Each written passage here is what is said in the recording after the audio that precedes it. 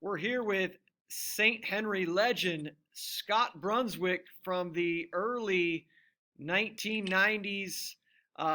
St. Henry, ultra successful program, which continues on today in multiple sports.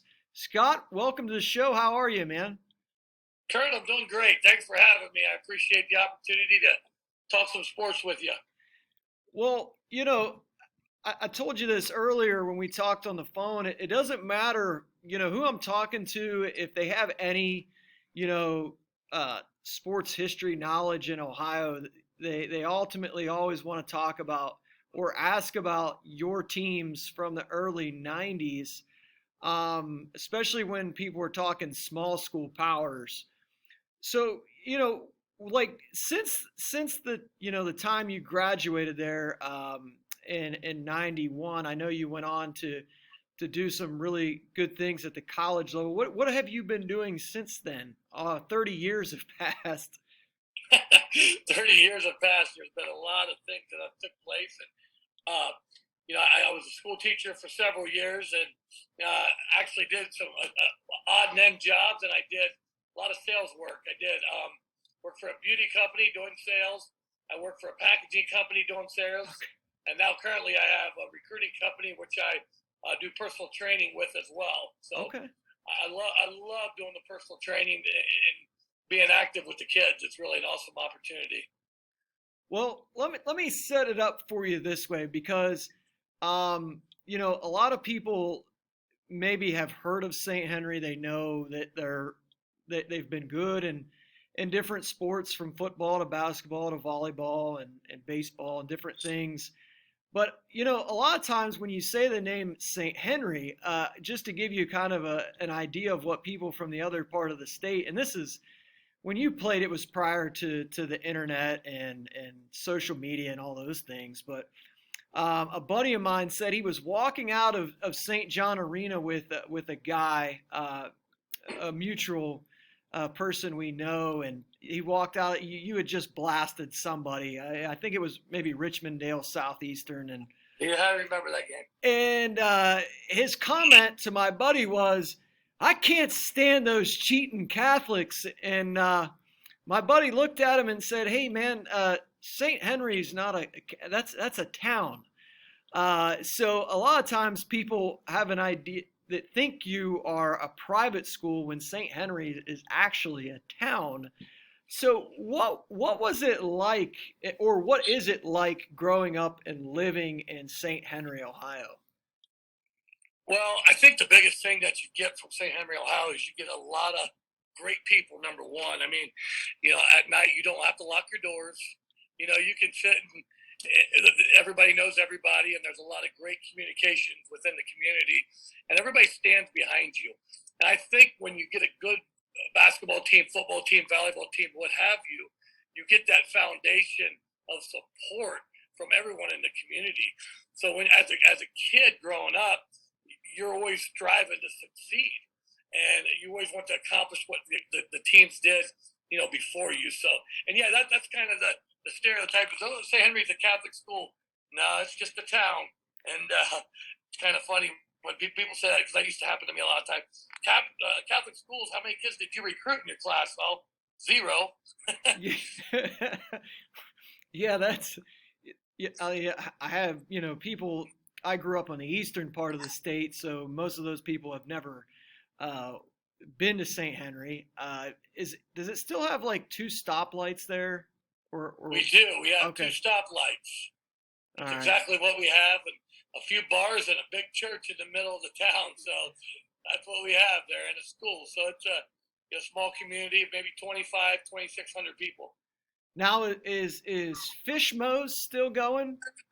It is. Fishbones is still going. It's one of the sports bars in town, and yeah, they have a lot of. Well, they're just remodeled here recently, and used to have all the memorabilia. That'll be coming back up here shortly. I heard Thursdays was the place to be there. Lunch special at Fishmo's. They're very famous for their lunch specials, but especially you're right on Thursdays, Kurt. They had these chicken dinners that were homemade, and you can't beat it. And about $5, you get a big chicken dinner and corn and mashed potatoes and coleslaw or a salad for $5 and you couldn't beat it. I'll have to try that out sometime. Absolutely. So, as a kid, I'm sure growing up in a town like that, there was a lot of athletic success before you got to high school. Of course, the '79 team that went undefeated with was it Mike Post and Chuck Stahl and Gary Will. Wasn't Jim Lachey on that team as well? That is correct. And then I think there was a good team in '83 that got upset by Holgate. I want to say maybe in the regionals. And yep.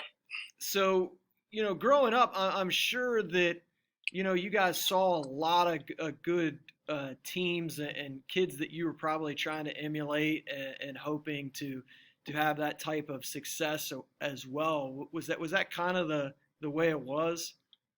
Yeah, in actuality, it was. The 1979 team was an undefeated team. My brother-in-law, it's kind of ironic you say that, is Mike Post. So, okay.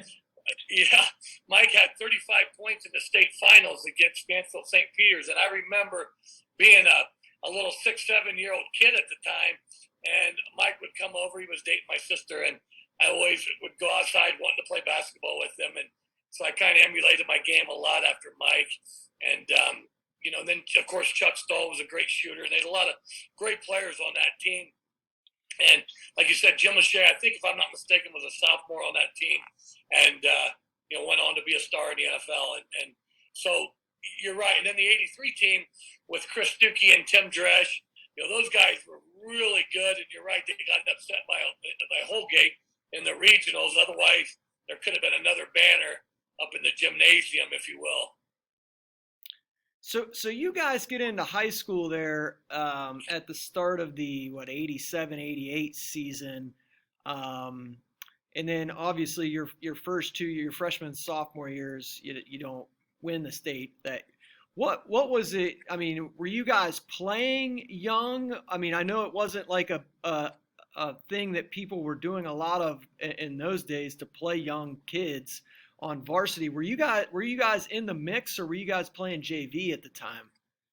Well, when I was a freshman, I started on the JV team, and then my sophomore year, I played varsity and JV, and we had a bunch of seniors that played.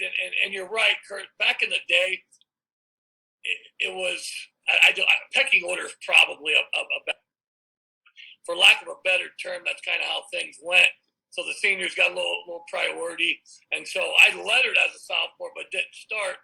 And then, my junior and senior year, a bunch of us were able to play. And I know Bob Hoying actually started as a sophomore and stuff. But for the most part, it was a senior-laden team when we were sophomores. So we didn't get all the minutes that we probably wanted to have because I think, we felt like maybe we could have got 3 in a row potentially, Now, I'm assuming as sophomores, the JV team was pretty good. Yeah, our freshman year we were 20-0, and our sophomore year we were 20-0. So we didn't lose a game, and it's kind of funny because we would always practice a lot of times against the varsity guys and whatnot, and usually we won most of those meetings. So it was, I think a lot of people in the town were excited with what was coming up. And those couple of years, they were really ready and eager for us to showcase their talents at the varsity level. And we had a mission. Our mission from the time we were 4th and 5th graders, Kevin Niekamp, one of my best friends, his dad was Mike Niekamp. He was our 4th and 5th grade Kiwanis coach. And he said, I expect at least 2 state titles from you guys. Because I've been doing this a long time. And he said, I expect at least 2 from you guys. And we were fortunate enough to win one our junior year and then, go back to back and win our senior year as well. Do you remember or recall who beat you guys, who knocked you out of the tournament as sophomores? Yeah, it was Antwerp, as a matter of fact. Okay. And they had a really nice team. And we had some things that night didn't go our way. And it was a nip and tuck ball game. But things didn't go very well. But if I'm not mistaken, it was Antwerp that year that got us. So you played for a guy that is in the Ohio High School Basketball Coaches Hall of Fame, and Fran Gilball, and uh, this guy did a lot of winning at St. 20 league titles, 20 sectional titles, 7 districts, 3 state championships. I think he retired after the '99 season. Um, Yes. what was it like? I mean, I've read some stuff, but what was it like? What type of coach was he? Yeah, look at Coach Gilbert. He was a guy that did a lot of coaching during the week, and he said on game night, you guys are prepared for what you saw during game, what you saw during the week. You're physically ready, you're mentally ready. Now go out there and execute. Don't let me. The one thing I loved about Coach Gilbert is he said the one thing he said the first game of the year. He says, guys, don't let me get in your way. Don't let me get in your way. I'm not going to try to out coach anybody. I'm not going to try to tell you too much, because you're the type of team that I want you to just freelance out there and do the things that you're capable of doing. And that's what I loved about playing for Coach Gilbert was it was very fun. A lot of people would always ask me, say, if you could say one thing about playing basketball, say, Henry, what would it be? And I got one answer, and that's fun. It was exciting. Game nights, we were ready, and he kept it so loose. There was as much pressure as the people maybe in the community put on us as far as wanting to win state titles. Coach Gilbert never did that. He said, guys, you go out there and play your ball game, and you're going to win. And that's what he told us, and that's what he taught us. And he had a mission that he set for us. And he said, you know what? I expect each one of you to be leaders in your own way. And so that was what was so exciting about Coach Gilbert. Not only was he a great coach, he was a great person. We say that about a lot of people, but Coach, let me tell you something about Coach Fran Gilbert. He has priorities in check. The number one thing was his faith in our Lord and Savior Jesus Christ. Number 2 was his family, and number 3 was everything else. And those were his priorities. And he kept everything in check. And he had a balance of everything. Yeah, he did a lot of scouting, but I love the fact when I'd go to Sunday Mass or even go to a weekday Mass, who was in church? Coach Gilbert. And so that was just it was an awesome thing to see. Yeah, I mean that, and today's game, it's so tough for a lot of these younger guys to stay balanced, and keep things in order, just because of the stress and the pressures of being a 12-month sport now. And that guys are being kind of not forced into, but kind of specializing in things, and that just wasn't how it was. And it still isn't how it is, especially in conferences like the MAC and in places like that. But were you guys, obviously you were a pretty touted group coming up, but once the winning started, was what was it like? Were you kind of like rock stars around St. Henry, or what was that like? I guess if you want to call it that, you could be, because a lot of us were getting recruited from Division I schools and football. And I'll never forget, after we won state my senior year, we played in the District 8 All-Star game, and there was a bunch of little kids there. And I'm walking up the court with Bob Wang and Kevin Niekamp, and Bob went on to Ohio State, and so did Kevin, and Jeff Hardings, who played our junior year, went on to Penn State. But I had these little kids coming up to you saying, "Sir, can I have your autograph?" And here I am, a senior in high school, and it's like, okay, it's not even thinking anything of it. So I guess a lot of little kids looked up to us, sort of like we did when we were kids. Yeah. And so that was kind of exciting. So and you go around town, and people always wanted to talk about sports. They wanted to talk about the next season, or the expectations, and can you repeat, especially after our junior year. Hey, we expect you to repeat. So now you set a precedent of, if you don't win a state title, it was a pretty bad year. You know what I mean? So the 89-90 season, you guys, I think, were like right on the nose of being a Division III school.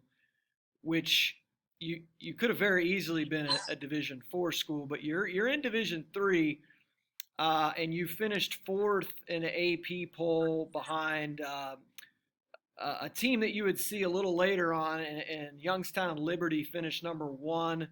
Richmondale Southeastern, who you would play later on, finished fifth, so they were right behind you.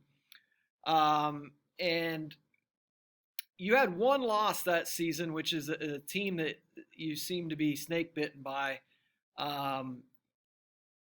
The Van Wert Cougars, who were a really good team, had two outstanding players. They made the D2 semis that year under Coach Keith Knopfs.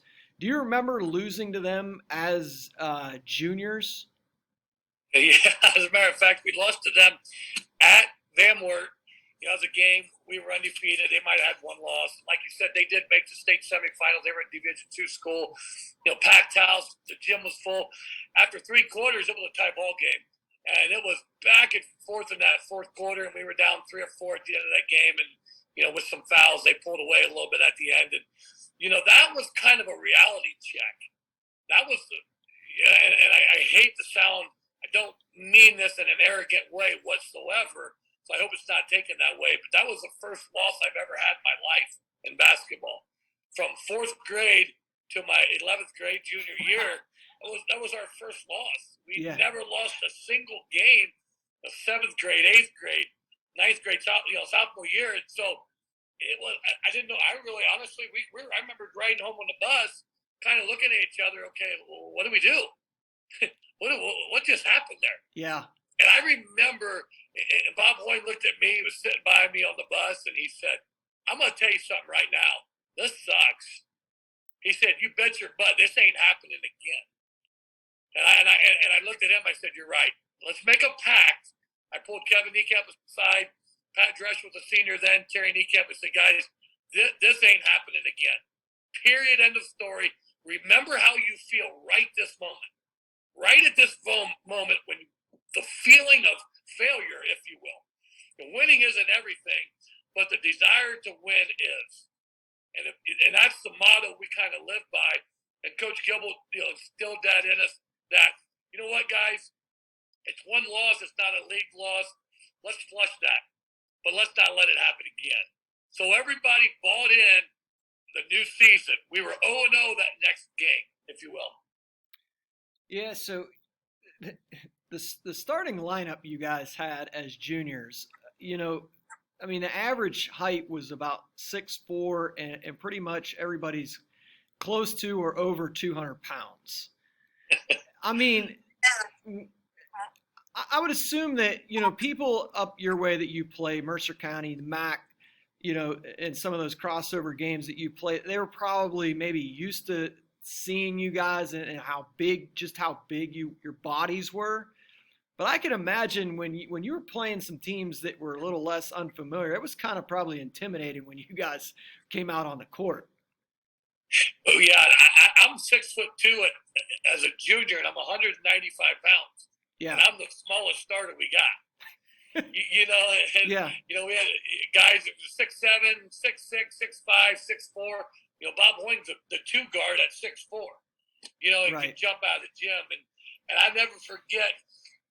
Kevin Niekamp was about a 6'6", 6'7", just a big specimen. And it wasn't, a lot of people probably looked at that as a little bit of maybe an arrogance or cockiness. But we looked at that was kind of a swagger. That was kind of who we are. Hey, look, we're coming into your gymnasium for one reason. That's to kick your butt. If you don't like it, do something about it. Yeah. And that's the attitude we took because, we were a close-knit bunch.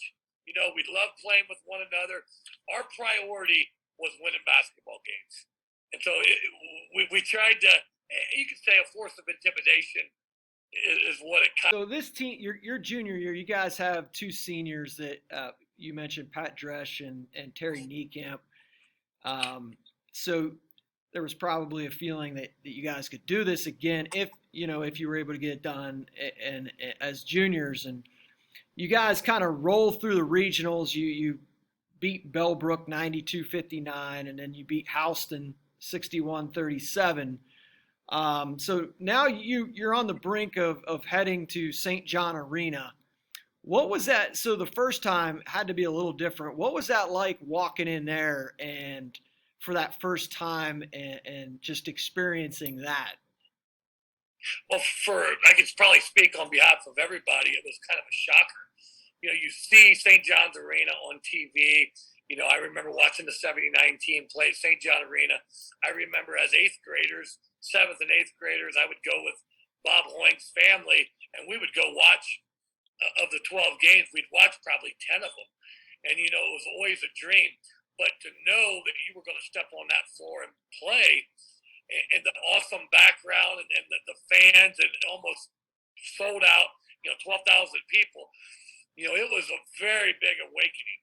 And it was like, whoa, I'm glad we're prepared for, physically prepared and mentally prepared, because there's a whole nother facet that steps into play, is that the set of nerves that maybe you wouldn't have throughout the year. Those nerves set in a little bit.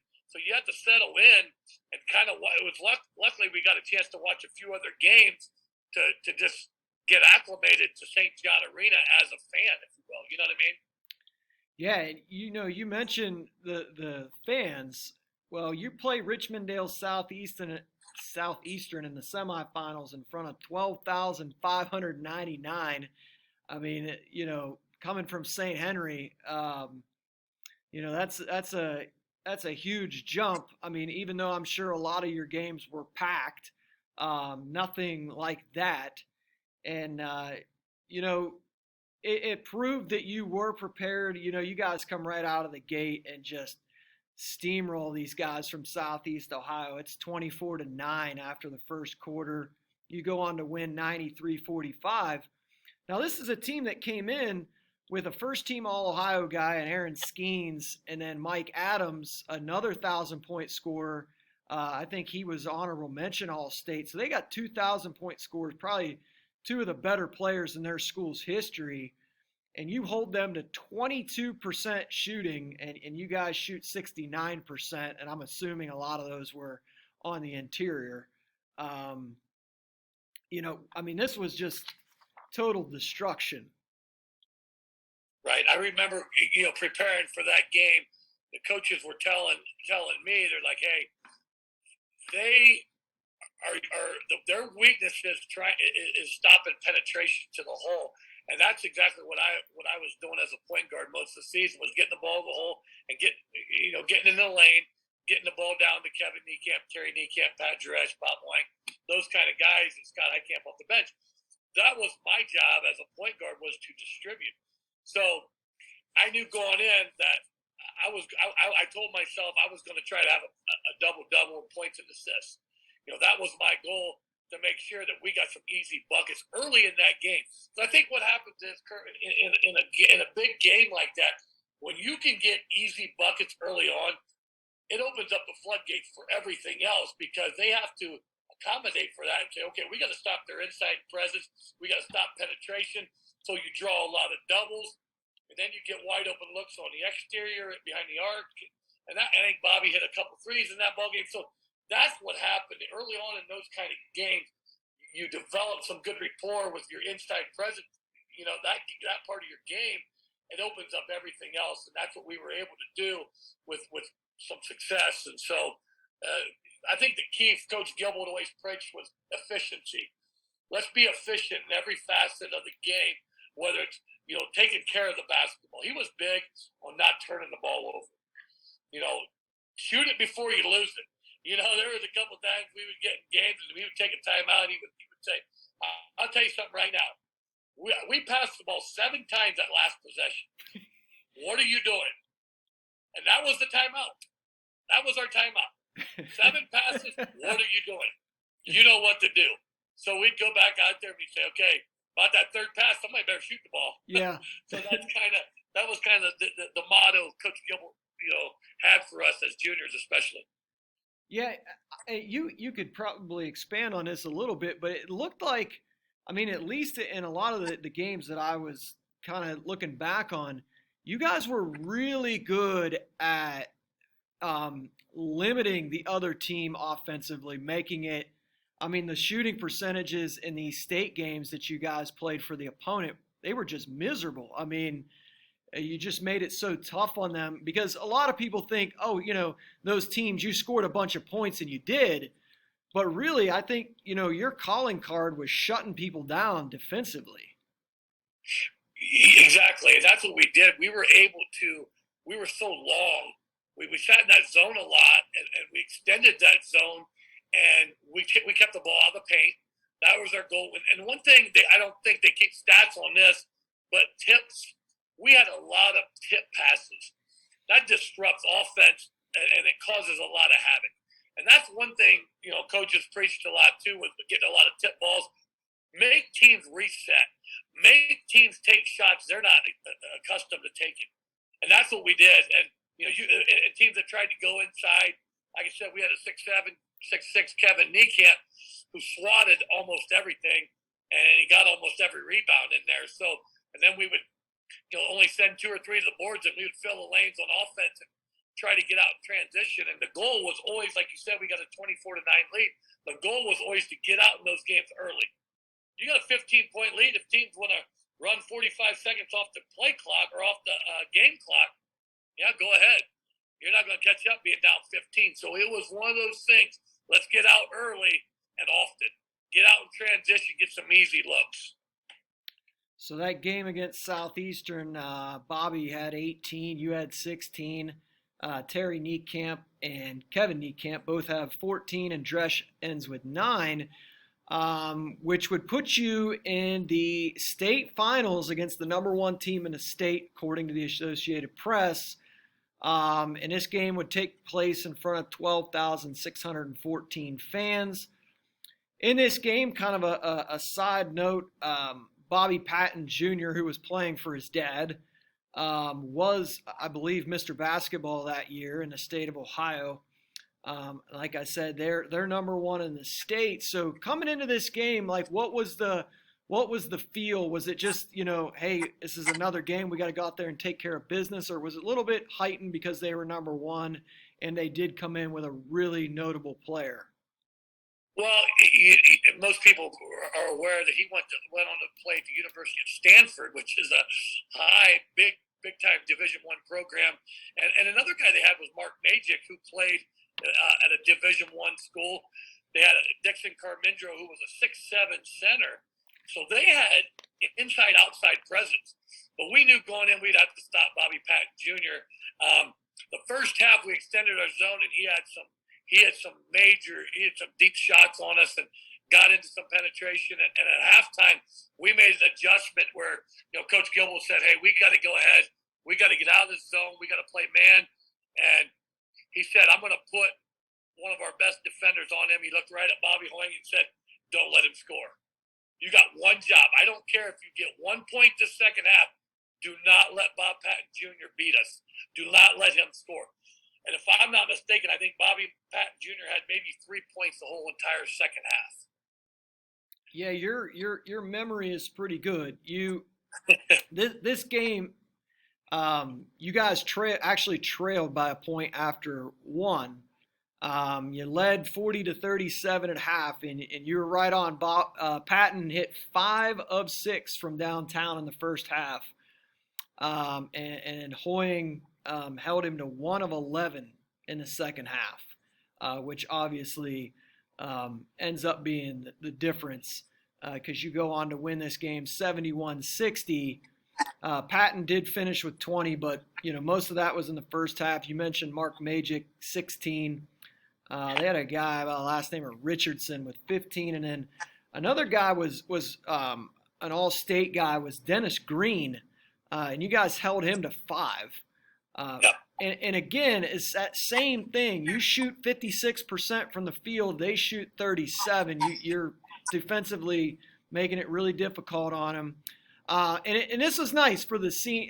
Pat Dresch goes out with 25 points to lead you guys in his final game as a Redskin. You have 18 and Bobby has 10. I'm sure Bobby was probably limited a little offensively in the second half with his focus on stopping Patton, but just kind of take me through those last, few moments there, if you can recall, just what that feeling was like when you knew it was you were going to get it done. Yeah, it's an unbelievable feeling to win a state title because that's what we set out to do since we were in third and fourth grade. I remember being on my driveway at home and reenacting the last second shot, 2-1, hitting the buzzer to win a state title. That was always a dream and a vision of all of us. And it was a surreal moment. And when that becomes a reality, it's hard to even fathom what it's like because you want to do that as a kid. You do that. I'm getting even goosebumps in thinking about it right now. But I remember about a minute and a half to go in that game, and we were at our four-corner offense, and they're trying to foul, and Bobby threw a pass to me, and I was able to make a dart pass to Scott Niekamp for a layup that put us up double figures. And at that moment, we felt this was it. And I'll never forget that at the end of that game, the celebration was epic. It was probably a relief, Kurt. It was one of those things that, wow, there was so much pressure all year because everybody had us win in state before we played a game. Little did they know Youngstown Liberty had all these Division I players. And as you mentioned, Green, who was as athletic as anybody on that basketball floor. We were able to keep him in check. But again, the difference maker was Bobby Hoying in the second half, shutting down Patton. And I think we were talking about that at halftime, in the middle of the second quarter to switch to man. And Coach Gilbert decided, let's not let them make any adjustments here in the first half. Let's stick to our guns and play this zone, even though they might light us up, but let's make them not make adjustments, not knowing what we were going to do in the second half. They probably had an inkling we might go to a man, but Bobby was able to overplay his right hand and force some really tough shots. As you mentioned, 1 of 11, and those were really tough ones that he had to take that night. Yeah, it's different, and you would know this as well. Winning a state championship is obviously something special, but I try to tell people when you do it with a group of guys that you've been with, mostly your whole life, there's just something different about that because in the game now, kids are jumping all over the place and forming teams and power teams, but when you have a group of guys that have went to battle with each other since grade school, there's something different about winning a state championship under those circumstances. You're exactly right. These were my friends. They're still my friends. I mean, even a couple years ago, we were all in Columbus. We got together for some food and some fun, and that's what this was all about. We were friends since grade school, and it didn't matter what sport we were playing. If it was football season, we were playing football, basketball, baseball. We were playing baseball. But you're right, Kurt. It was special because those guys were at my house. I was at their house. We were ordering pizzas on Friday nights after games. We were having fun. We were going to homecomings together, proms together. I mean, we were more than just teammates in every sense of the word. We put that emphasis on team leadership and that bond we had of friendship. Now, I'll give you a chance to answer this. A lot of people ask me, how would those teams, whether it's 90 or 91, how would those teams fare against today's, small school, teams that compete for state titles? What was your answer? I said I think it would be a lot of the same result that you saw in 90 and 91.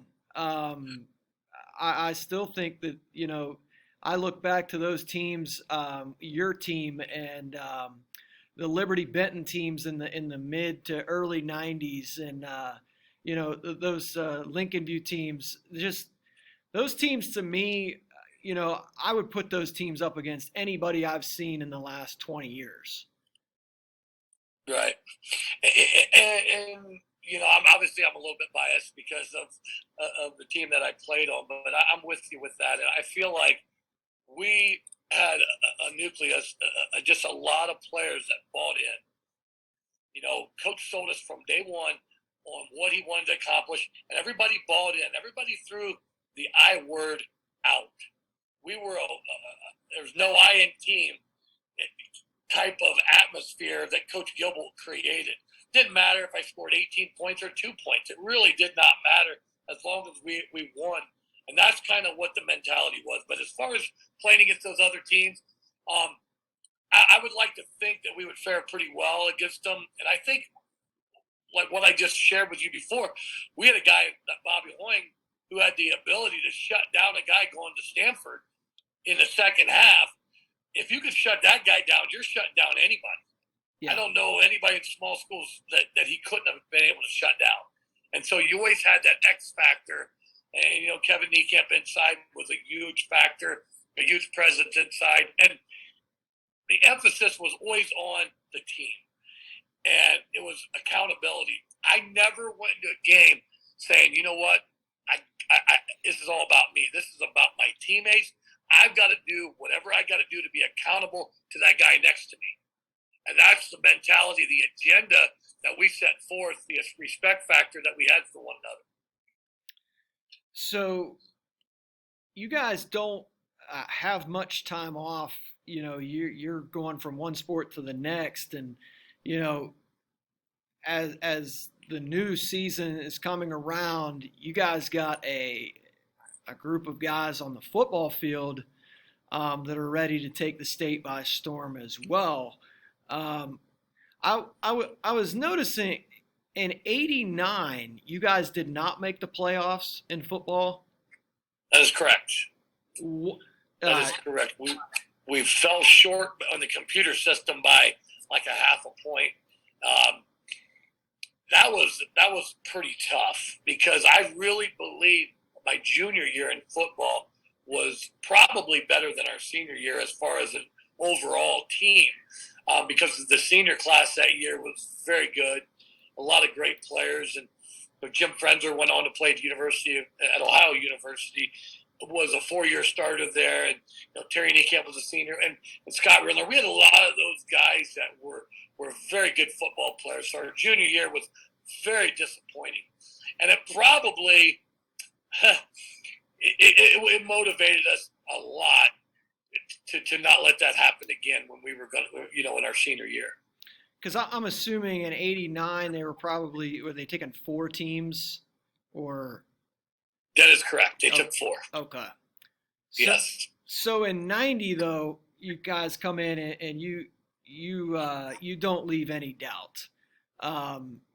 You pretty much run roughshod through your regular season schedule. You go 10-0. You had 5. You played 14 that year. You won all 14. 5 shutouts. I think the most you allowed all year was 19. That was to Newark Catholic in the state semis, which was a really, really good game. You averaged nearly 40 points a game in the regular season. Of course, you played for Marion local grad, and Tim Beckman was your head coach, correct? Yes, that is correct. So you and Bobby were first-team All-Ohioans as juniors and seniors. You at offensive end, as they called it then, and Bobby obviously at quarterback. But, a lot of people maybe forget that Bobby was a really good free safety as well.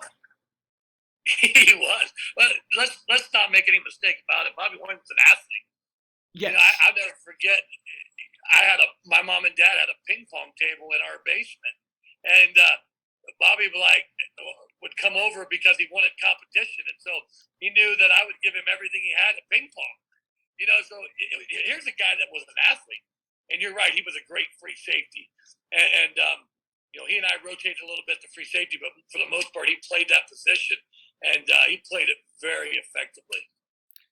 So your first team, Bobby's first team, you'd mentioned earlier, Jeff Harding's is first team offensive lineman. Jeff obviously is a 2-time All-American for Paterno at Penn State, gets drafted by the Lions. I think does he win a Super Bowl with the Steelers? That is correct. Yes, he did. And then you obviously are playing at Toledo. Kevin ends up going to now. Some injuries got Kevin though at Ohio State. Yeah, that is correct. Kevin was a tight end. He went to Ohio State, and in his true freshman year, he actually was not going to redshirt. A guy by the name of Jeff Ellis, I remember this very like it was yesterday. Him calling me and saying, "Hey, Jeff got hurt. I'm going to be playing this week." And I'm like, "Oh my gosh, this is awesome. He's going to be playing as a true freshman." Well, he ended up getting hurt as well, and he never got that opportunity to play. And I think Kevin was the type of guy that, Jeff played in the NFL, Bobby played in the NFL, and if Kevin wouldn't have got hurt, he'd have played on Sundays as well because he was that big of a force at tight end. Great hands, great feet. Wasn't the fastest guy in the world, but he could get separation because of his size and able to just box people out at the tight end position. I mean, this is just, incredible that this was in one senior class that because now did you end up signing with somebody after your time at Toledo? Well, what happened was after I was at the University of Toledo, I had an ankle injury, and I was ranked as a fourth or fifth round projection in the NFL draft after my junior year. Well, I had a minor surgery. Anybody that tells you there's minor surgeries is crazy because that turned out to be a nightmare. I'm just thankful to God every day that I'm able to walk and able to just function properly with an ankle injury. But long story short, after that, was able to rehab. I remember signing with an agent out of Philadelphia, and I didn't get drafted, and I was a free agent. I didn't get picked up by anybody because I still was battling that ankle injury. So I rehabbed and worked out, got in shape for an entire year. I went, my agent calls me and said, "Hey, there's going to be a bunch of NFL scouts at a combine at the University of Boston. Would you like to go?" Actually, you're going. That was his phone conversation to me. I said, "Okay, I'll be on the next flight. When is it?" He said, "It's tomorrow." Okay, so I jump on the next flight. I go to Boston, and I work out, and I ran the best 40 time of my life, which I ran a 4.44. And I was at that time, I'm 6'3", about 215 pounds, and I bench pressed 380 pounds. So I was able to, I had some size and some strength at the wide receiver position. And I got done running the 40, and I had one of the scouts come up to me, and I can't even remember what team he was from at this moment. And he said, "I clocked you at a 4.44. I got you down as a 4.58 guy. Would you mind running again for me?" Well, the smartest thing to do is not run again. Right. Because you set yourself up for failure. You just ran a 4.45. The best thing to do is say, "You know what? That's my time. That's who I am." But stupid me, as competitive as I am, I said, "You know what? Let's do this. Let's do this." So I ended up running another time, and I was roughly the same time. I ran a 4.44 and a 4.45 in my 240 times. And I remember getting a call from my agent. He said, "Hey, we got a call from the Cowboys. They want to bring you in." And so I get on the flight. I fly into Austin, where their training camp was, and I did some workouts with the Cowboys. And I'll never forget, I walk into the lunchroom. Well, first of all, I go there, and I walk into one of the team meeting rooms. I walk out in the office, and there's Jerry Jones. And I thought, "Am I in the right place? What am I doing here?" Yeah. This is a surreal moment. So I talked to Jerry, and he knew my name. Somehow, I don't know how, because here I am, a free agent guy who he probably didn't know, but he got the name from the secretary, so he knew who I was. And long story short, that was just a really neat moment. So I went to the practice field, got done with practice. I walked over. I got a meal. I sat down, and who comes up but Troy Aikman? Troy Aikman sits down at the next table over, and I'm just in like kind of awestruck, starstruck, if you will, for a moment. And I'll never forget my injury. My ankle started to flare up. And so long story short, I got released pretty much, went home. But I remember going back to my room, and I spent a lot of time in prayer. And the good Lord said, "Is this really what you want?" And I remember saying, "Wow."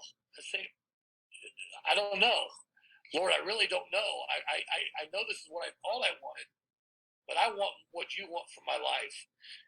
And long story short, I was sent home, and I took on a different avenue and different endeavors that came into my life. So, yeah, it was tough, but at the same time, it was the experience that I wanted, and I was very thankful for that.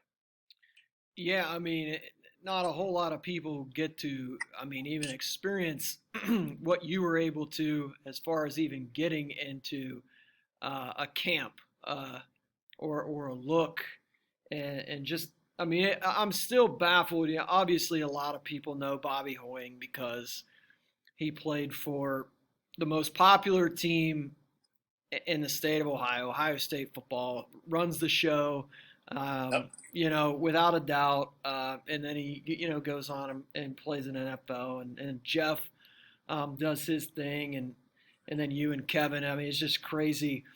My question is, and we'll talk about the state semis and finals here, but my question: what team do you think was more dominant? Your football team in '90 or your basketball team a little bit later on that spring?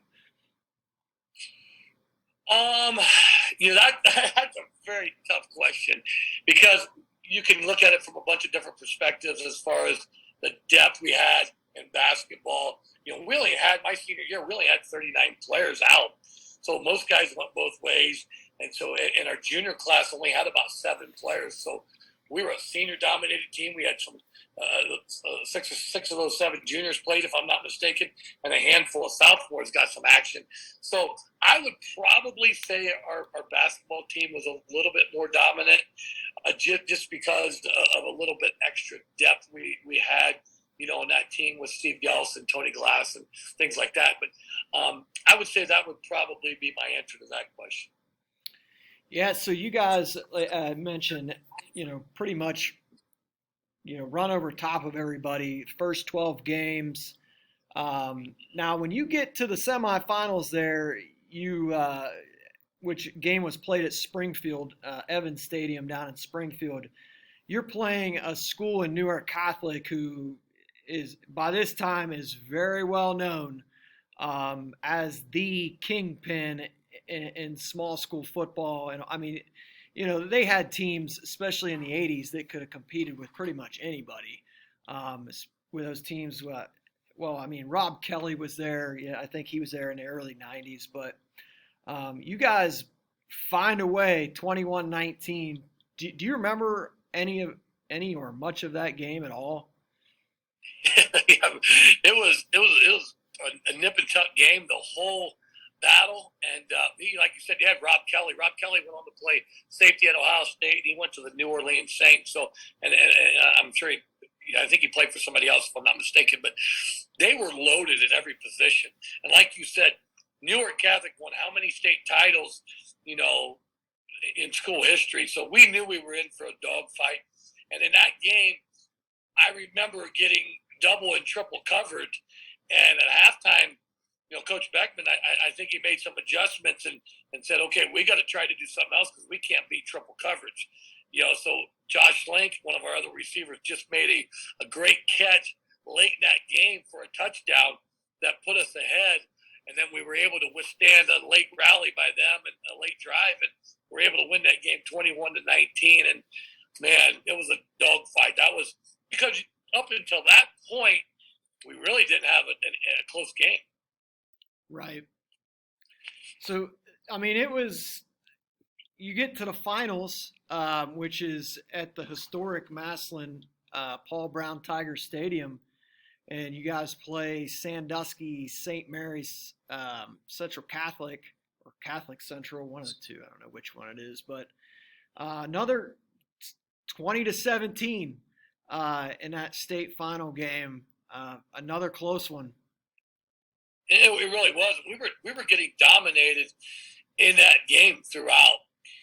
We were having fits at the line of scrimmage, and that was probably something we weren't accustomed to seeing. They had a guy up the middle, and I can't remember his name, a defensive lineman that was just causing havoc.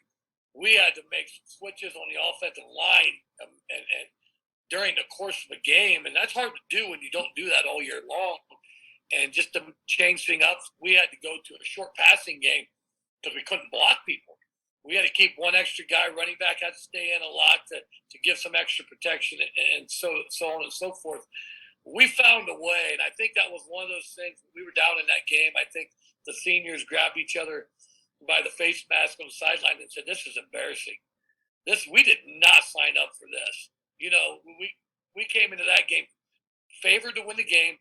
We were not going to lose that game, and I think that was the mission at that time. Was, hey, everybody be a leader at their own position. You make a play, you make a play, you make a play, and you make a play. I remember going down the line, even at halftime, there were, Coach Beckman came in, and there were a few choice words being thrown around, and I know some of the players were saying, "Hey, you got to start making plays. You got to start making plays." And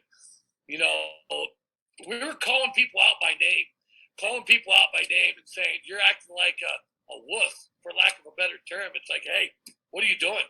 What are you doing out there? You're killing us out there." And so I think we took that approach almost as if we were coaching, and we played for Hall of Fame coach Tim Beckman. He demanded, expertise. That's the name of his game. It was attention to detail. You do the little things right, and we were not doing the little things right that entire game till the fourth quarter, and we were just very fortunate to come away with a state championship. What was if you're comparing, you win at St. John Arena there in March of '90. What was the the celebration there at the end? How did that kind of compare to the basketball when you win the football? Well, I think it was a little bit more jubilation, just for the simple fact it was the first state title in school history, but the fashion that we were able to win the game. We scored a late touchdown to go ahead. We had an interception late in the game, and we were able to take a knee on the last drive. So, whereas the junior year, we had a 11, 12-point lead with a minute, so we knew we were going to win that game. Not until that final 45 seconds of the state finals in football did we know we were going to win. So, again, it was elation to the maximum, but the bottom line was relief. Wow, that was a close one. That's kind of the I would say the feeling was for everybody. Yeah, I was not been in that position, but I know, football is definitely a more emotional game. Just so many emotions that happen throughout the course of a 48-minute game that, I can't imagine the jubilation at the end of that game. And, you guys start an onslaught really because they win in 92, 94, 95. They win again in 04 and 06. So you guys started something pretty special there in the 90s with St. Henry football. Yeah, and I think a lot of the younger kids, even today, will say things like that. You guys were able to start a tradition. We had good tradition before then, but we were able to get that first state title, and then it kind of snowballed from that because it was a belief pattern. Hey, you guys can do this just like these guys. You're talented just like these guys were at this position, at that position, and so on and so forth. And the preparation that went into St. Henry athletics, especially football during that time with Coach Beckman, we were always prepared. We knew what we were going to see on Friday night. We knew what we were getting from our opponents, and it's a lot easier to win football games when you're mentally and physically prepared for what you're going to face on game night. So you guys do it. You guys win basketball. You win football, and you're back again in basketball. This time you've bumped down to Division IV, which again, we're talking pre-internet, we're talking pre-social media, but there were still people that were doing magazines and things like that statewide. So you bumping down to Division IV, I mean, there had to be some talk about a possible St. Henry Worley matchup at some point during that season, whether it was, in the semis or finals. And, if that was today, that, ironically, it never ended up happening. But if that were today, that game would have been promoted from December to the end of March. And but back then it was just a little bit, harder to. I'm not sure how much you knew about them and how much they knew about you, but there had to be some talk. Absolutely. They were loaded. They had a guy by the name of Chuck Perry, Terry Holloman, Jeff Stanley. They had three guys that were phenomenal basketball players. And it's funny you say that because if I'm not mistaken, Chuck Kemper was their head coach. And he, as a matter of fact, I'll bet you he was at 5 or 6 of our games.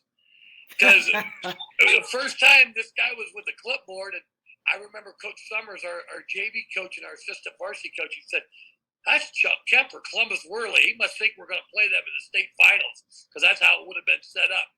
And so you remember he was a kind of a figure that you never forgot. And I'll bet you we saw Chuck Kemper 5 or 6 times walking into the gymnasium where we were playing. And it's like, uh-oh.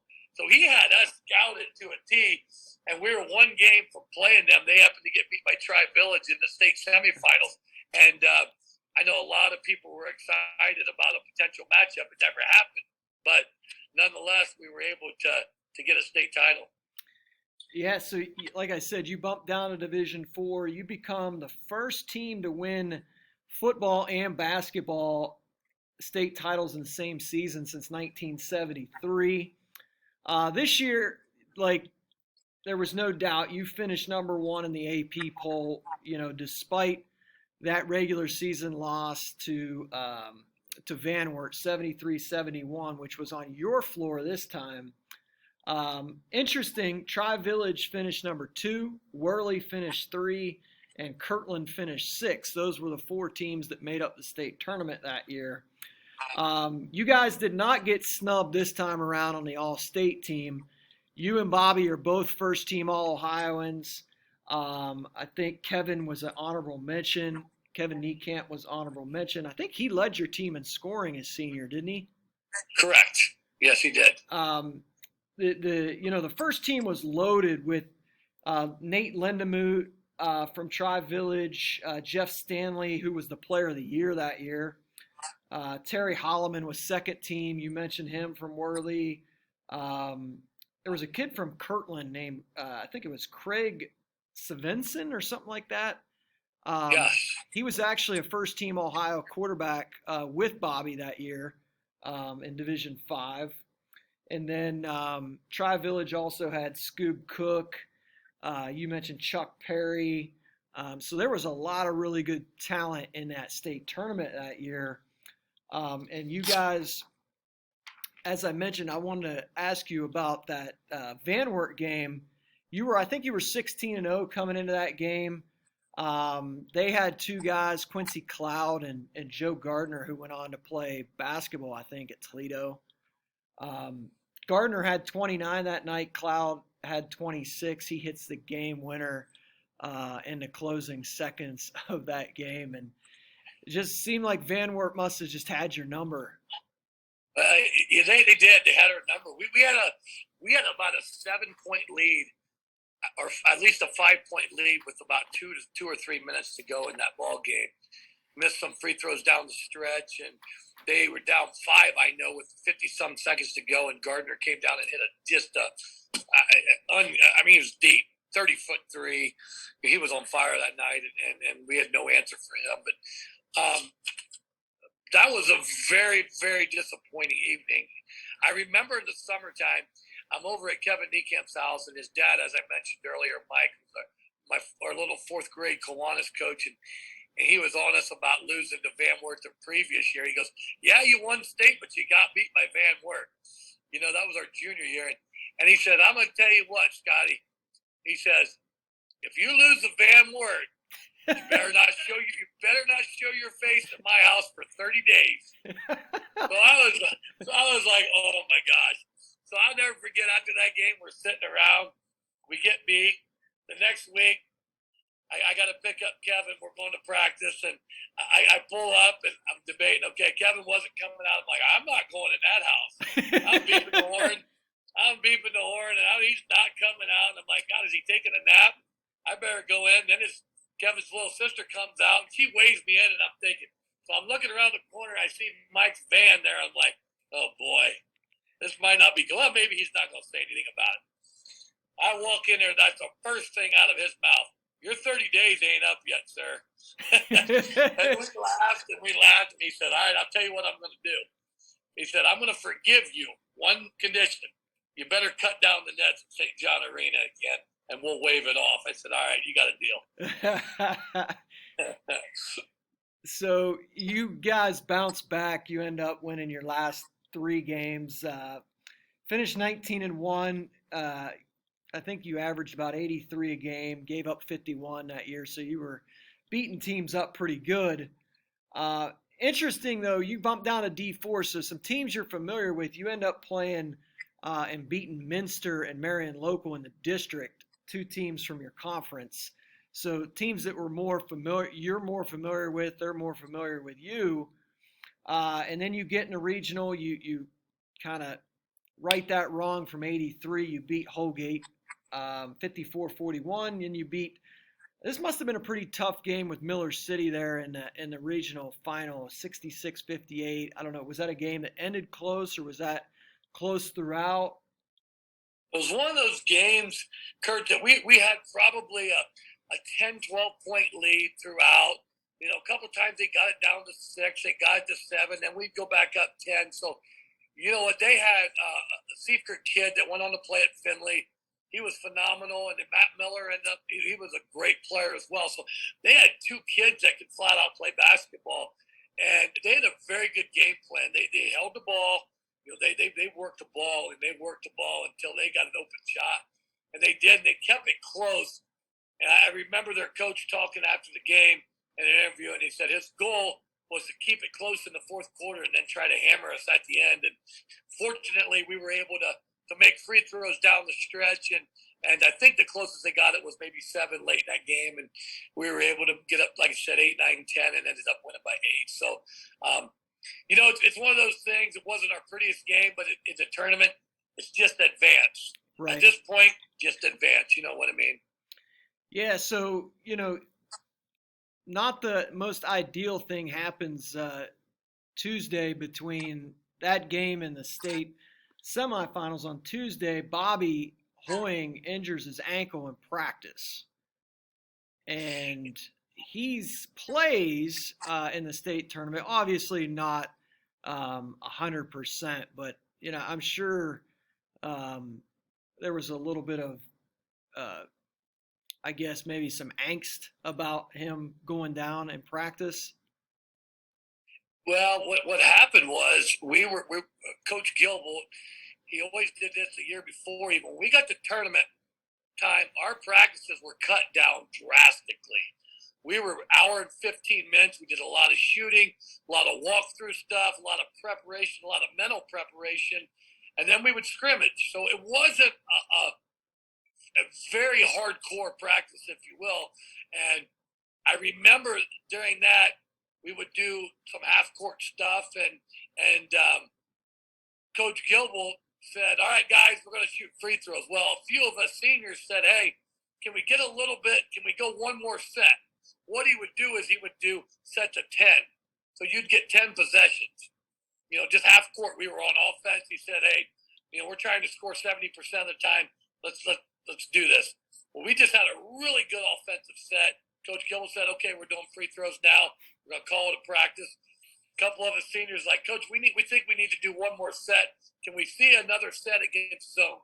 Because we might see zone. And you could just see he didn't want to do it.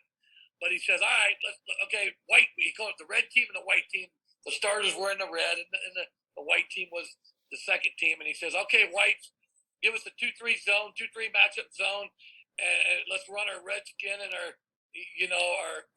zone offense, our pro offense. So we did that. We were on about the 7th point, and Bobby goes down. And I never forget, I look over at Coach Gilbolt, and if looks could kill, he'd have killed the entire team for doing that extra set. I'm like, oh no, Bobby, get up, go over there. And he gets up, and he looked at me. He said, Scotty, I can't put any weight on this. I thought, uh-oh, this is not good. This is not good whatsoever. So he goes and get him ice. And, obviously he's one of my best friends in high school and still a great friend today. But it's like, uh-oh, now what are we doing? Well, he had signed with Ohio State for football, or committed. So they bring him down early. He's getting treatment at the Woody Hayes Center, and he's with the best doctors, at Ohio State, and he's able to play. But as you mentioned before, not full strength. But I'll take Bob Hoying at 50% over so many kids that are 90%, 100%. So he was able to play and did some good things, but not to the caliber or the capability that he would normally play. But the funny thing is, we live in such a small town, and this is Tuesday night. Practice, school's out at 3:15. We're done practicing by 4:30, 5 o'clock. By 6 o'clock, I'm at home. My phone's ringing, and Bobby Hoying broke his ankle. And it's like, no, it's a bad sprain. He's gonna be all right. And we had to put out fire after fire. Yeah. And the biggest thing was Coach Gilbolt was so furious that we did another set that he couldn't even see straight, but I guess it worked out.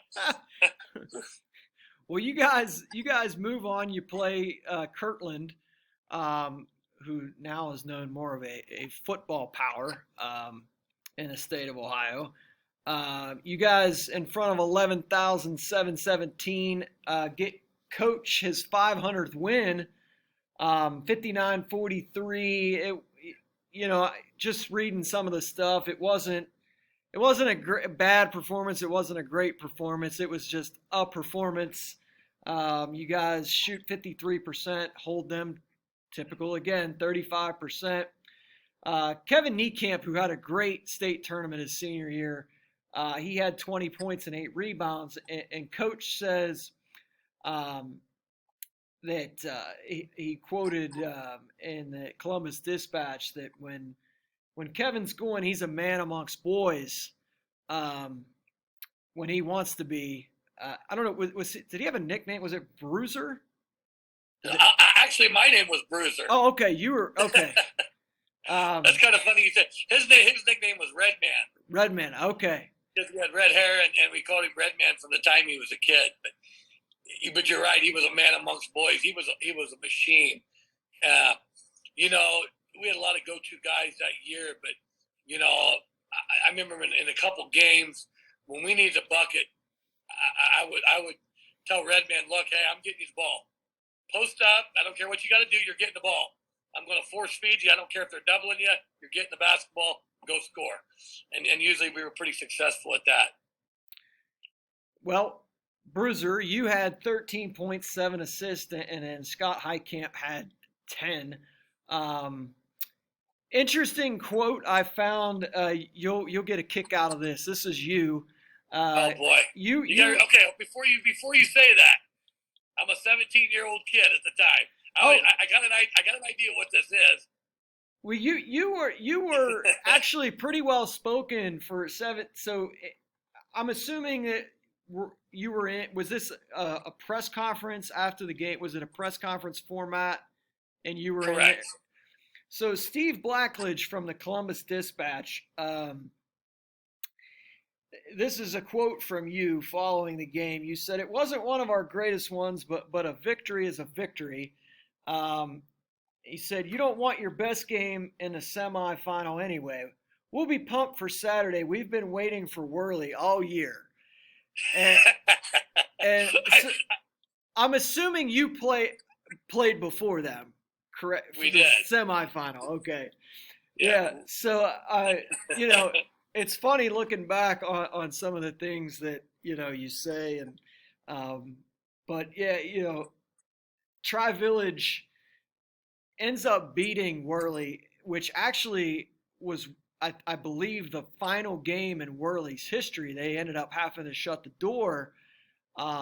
Tri-Village beat them 77-71. You mentioned Chuck Kemper. And actually, the junior high that I teach at, before I was hired on here, Chuck Kemper was actually the principal here. And he never coached again after, and I'm assuming he was probably in his early mid 40s when the doors shut at Worley. But the crazy thing to me, the stat that jumped off the page at me is Tri-Village shoots 68% in that game, and Worley shoots 39%, and Worley still only loses the game by 6 points. A guy I know messaged me about that game and played for Worley on that team, and really was hoping to get a shot at you guys. But it seemed like somebody else wanted a shot at you guys, and that was the coach at Tri-Village. You were one, they were two.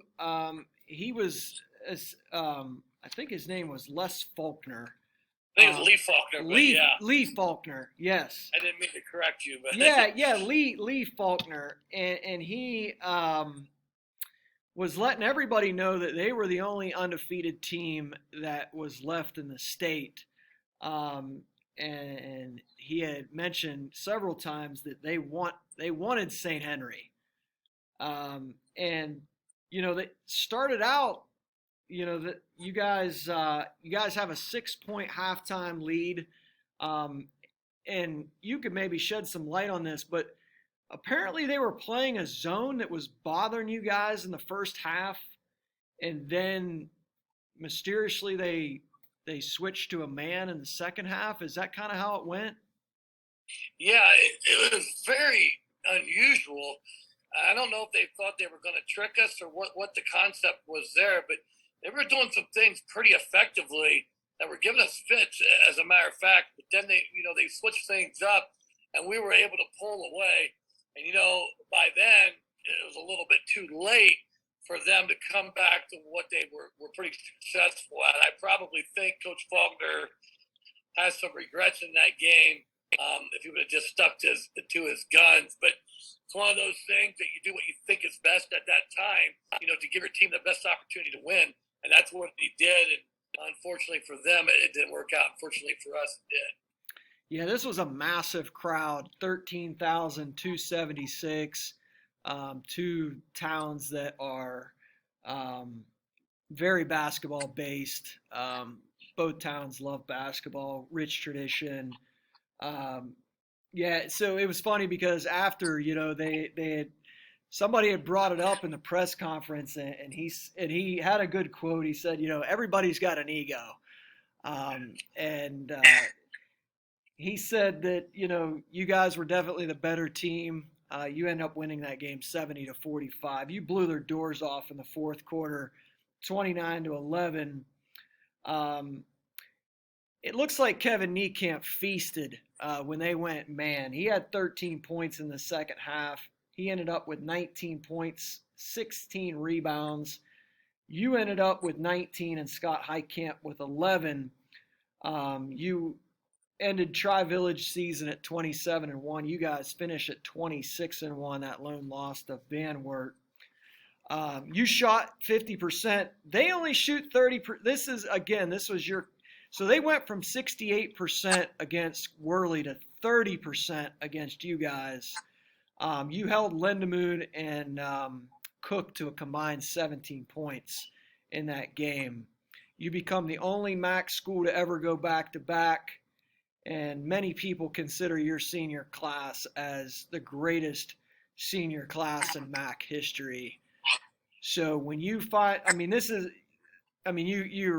29-11 in the fourth quarter. This was a little different than 90. You kind of probably had a pretty good feeling early on in the fourth that this was going to happen again.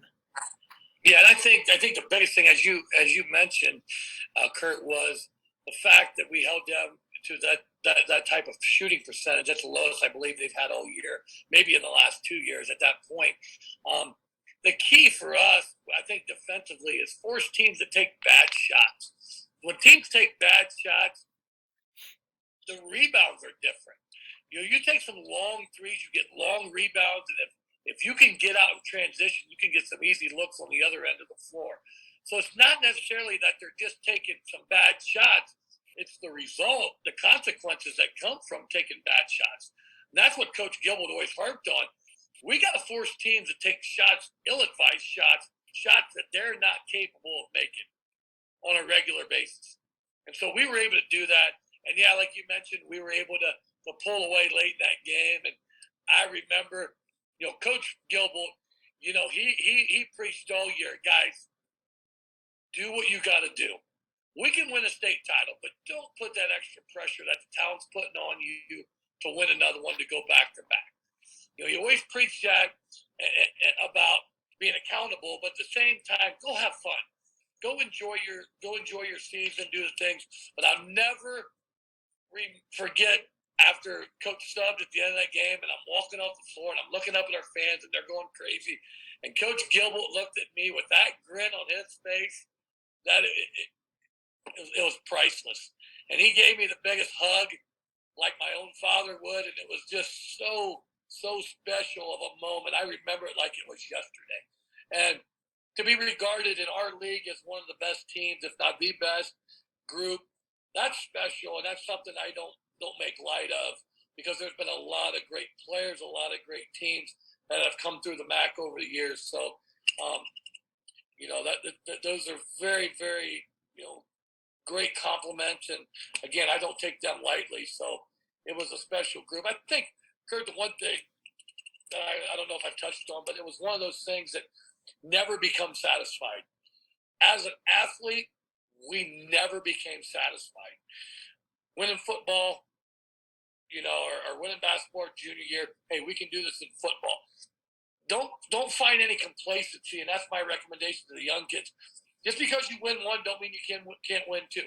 Just because you win two, don't mean you can't win three. That's why Alabama football is so successful.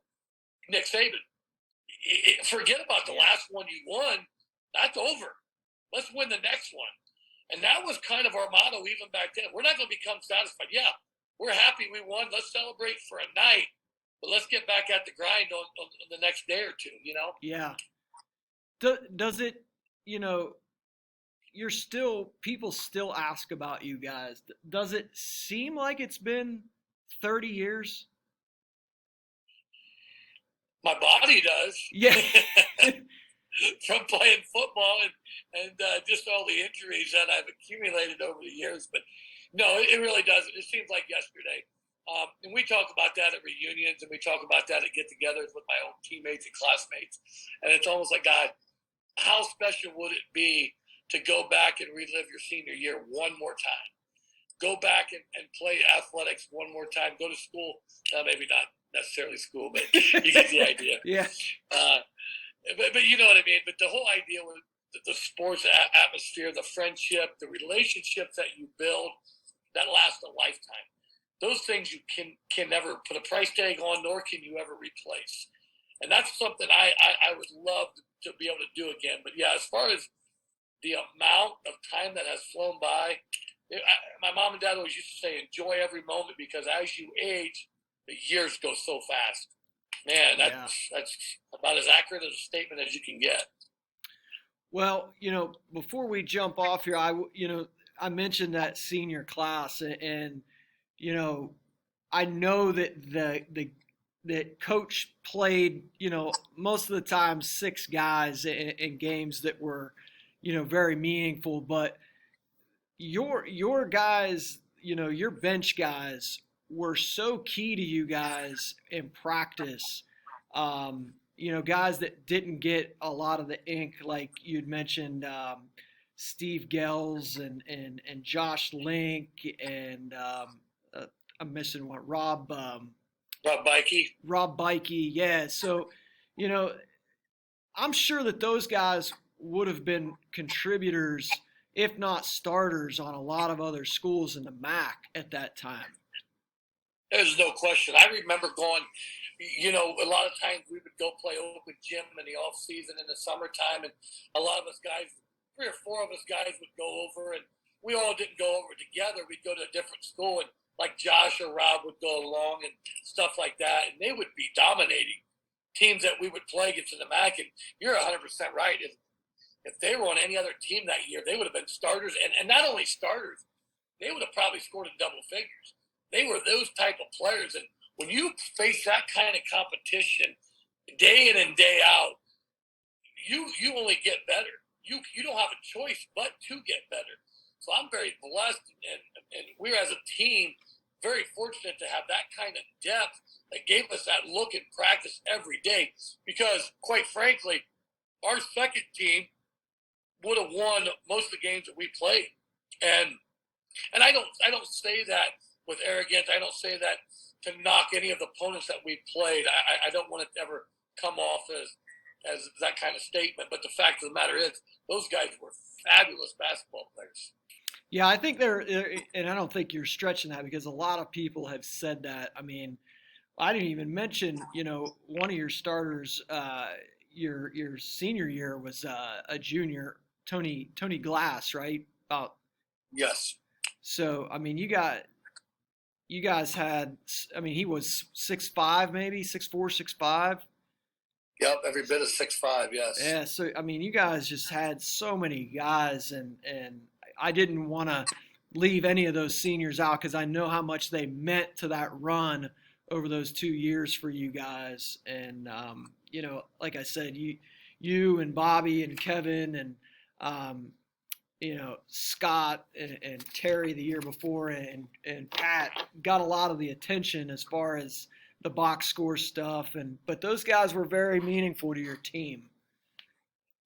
Absolutely, and then we even say that. I remember a while back they honored us at one of the high school basketball games, and I was nominated to do the speaking, so I had to speak in front of the whole gymnasium. But that was one of the things that I touched on was how appreciative I was for getting guys to make me work that hard every single day, and it was great competition, and we knew for us to win a state title, we wanted to compete every single day in practice, and I've always had that theory. I want to play against the best people. I've always wanted that, no matter what sport I'm playing. If it might be a softball game in the summertime. Let's play against the best people. Let's find out who we are. You only find that out if you're playing against the greatest teams. If you're playing against the weak teams, you don't really find out what you're made of.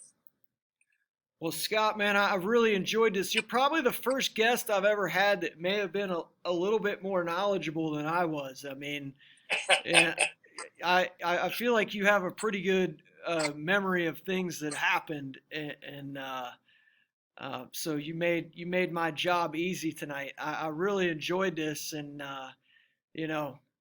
maybe we can talk again in another 30 years. See, I'm 47. That'll put me at 77. My memory, I don't know. We'll see how it is.